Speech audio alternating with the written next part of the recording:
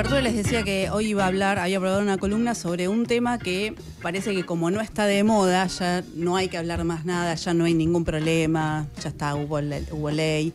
Pero bueno, quería hablar un poco de qué pasa con el derecho al aborto en Argentina hoy cuando gobierna Javier Milei. El miércoles 28, este miércoles pasado, fue el Día de Acción por la Salud de las Mujeres. Este año en Argentina es especial, además del contexto en el que atravesamos, porque la campaña nacional por el derecho al aborto legal, seguro y gratuito cumplió 20 años.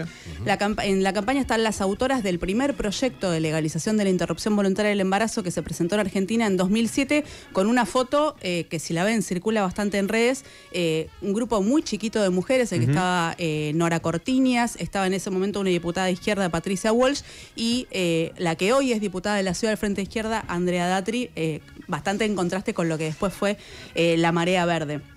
Pero les decía, ellas, la campaña, junto con la izquierda y colectivos feministas, son las que mantuvieron con su persistencia un reclamo que después ganó masividad en la década que inauguró el movimiento Ni Una Menos, que justamente el 3J, la semana que viene, cumple 10 años. El derecho al aborto pasó de ser un tema tabú, un tema espantavotos. De hecho, en las campañas electorales, hasta hace algunos años, solamente lo llevaban las coaliciones de izquierda en sus plataformas. Pasó a ser parte de los debates parlamentarios, electorales, incluso de los debates presidenciales. Hoy se lo menciona mucho como excusa de batallas culturales, pero se dice poco de que el gobierno, por ejemplo, desfinanció todo lo referido a la salud sexual y reproductiva. Durante 2024 no hizo una sola compra de insumos, tampoco distribuyó métodos anticonceptivos, desmanteló programas como el plan ENIA para prevenir el embarazo adolescente, que es una preocupación a nivel mundial.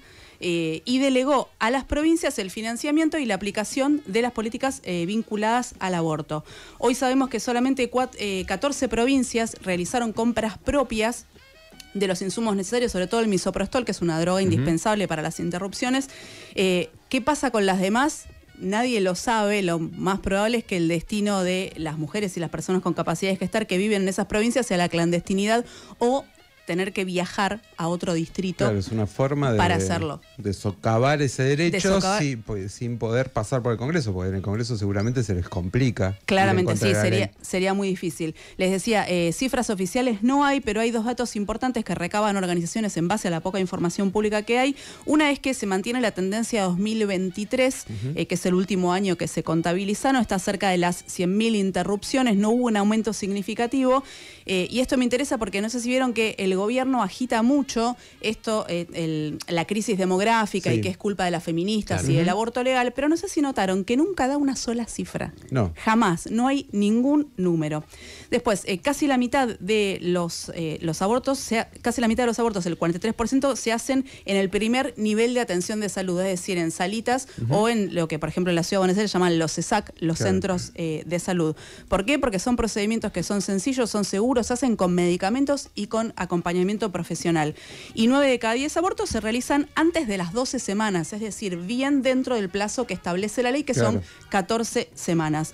Quiero subrayar algo: el desfinanciamiento de estas políticas se presentan en contra de las feministas, pero son políticas en contra de las personas pobres. A las que más afectan es a la población pobre, sobre todo a las personas jóvenes, a las mujeres y especialmente a las madres, que son una porción muy importante de las personas que abortan. Que tienen más dificultades para poder acceder, si quisieran hacerse quisieran interrumpir el embarazo, seguramente una persona con algunos recursos más puede acceder de otra forma. Totalmente. Y otra cosa, hablar de salud sexual como una problemática de minorías que le interesa solamente, por ejemplo, a las personas LGBT, que es una agenda feminista, lo que hace es ocultar las consecuencias de no garantizar el acceso a la salud sexual, que es básicamente protección y anticoncepción, y eso afecta sobre todo a la población pobre. Solamente les pongo un ejemplo: si en la Ciudad de Buenos Aires entran a alguna cadena de farmacias, una caja de 12 preservativos sale entre 9.000 y 17.000 pesos. Los baratos.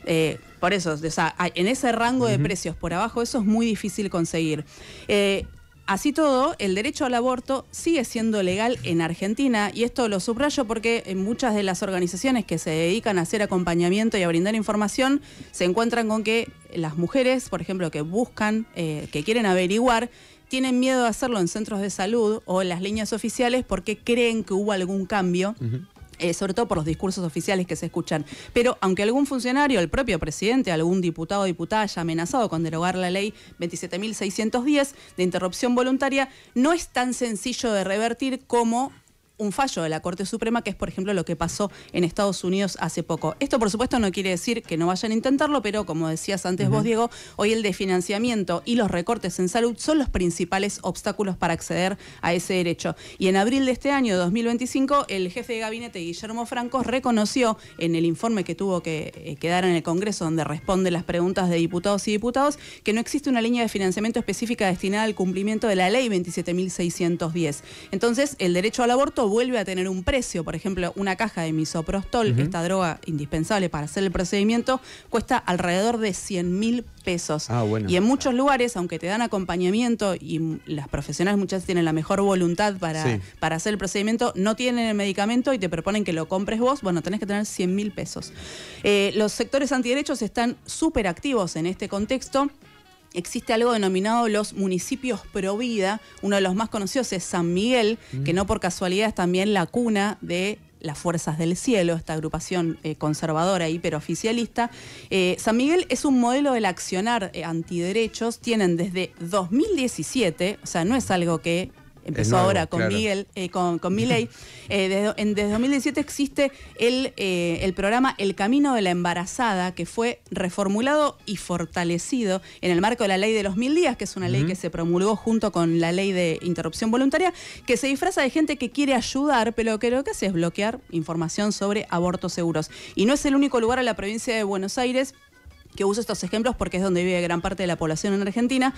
El otro es San Isidro, también un municipio emblemático. El Hospital Materno Infantil de San Isidro es muy conocido por sus tácticas de obstaculización. Ahí se dilatan los tiempos y sobre todo se hostiga a las mujeres que se acercan para buscar información. Por ejemplo, se las obliga a ver la ecografía, que escuchen el latido del bebé, se les habla del bebé sanito. Incluso hubo casos donde chicas que fueron a averiguar se fueron con escarpines de regalo. Se está volviendo una práctica lamentablemente muy común tener que trasladarte a otro municipio o a otro distrito un poco más amigable, lo que establece desde el vamos un obstáculo económico. Obviamente ningún funcionario puede negarte el acceso a ese derecho, pero hay que defenderlo de forma muy activa y es lo que hacen en muchos lugares de Argentina todos los días las profesionales de la salud y las organizaciones feministas, porque ninguna victoria es para siempre en esta democracia. El derecho a decidir es elemental, pero el movimiento en Argentina, que juntó firmas cuando eran muy poquitas, que pateó las puertas cuando cajoneaba los proyectos, cuando no nos escuchaban y que presionó con fuerza cuando fuimos muchas, nunca se trató solamente de mi cuerpo, mi decisión, como hoy se burlan los que están ocupando momentáneamente la Casa de Gobierno. En nuestro movimiento siempre estuvo presente la desigualdad, por eso siempre se vieron pancartas en las marchas que decían las ricas abortan, las pobres mueren, ni una muerta más por aborto clandestino. Por eso la gratuidad siempre fue una parte muy importante en todos los proyectos que se presentaron. Porque ¿cuánto vale tu decisión si tenés que pagar para que alguien la escuche? No es bastante relativo. Nuestro movimiento, el movimiento por el derecho al aborto legal en Argentina, siempre llevó siempre llevó a la igualdad como una marca de nacimiento en esa consigna que piensa en todas nosotras y no solamente en las que tienen los recursos para pagar por su decisión. Es la consigna de la Comisión por el Derecho al Aborto, una organización pionera que después hizo suya la campaña nacional que cumplió 20 años el miércoles, que es Anticonceptivos para no abortar, aborto legal para no morir.